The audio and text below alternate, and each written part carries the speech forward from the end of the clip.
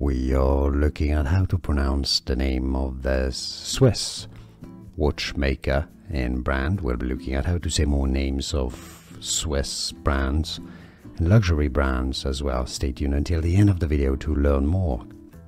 Pronunciations. It's essentially just said, even the brand name says it itself as HYT. HYT, so it's not HYT, it's not height, it's not, HYT. We are looking at how to pronounce the name of the Swiss watchmaker and brand. We'll be looking at how to say more names of Swiss brands and luxury brands as well. Stay tuned until the end of the video to learn more. Pronunciations.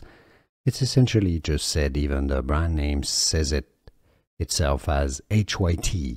HYT, so it's not HYT, it's not height, it's not, HYT. Here are more videos on how to pronounce more confusing words and names too many mispronounced. Like this video if you found it useful. I appreciate your support. I'll see you soon and thanks for watching.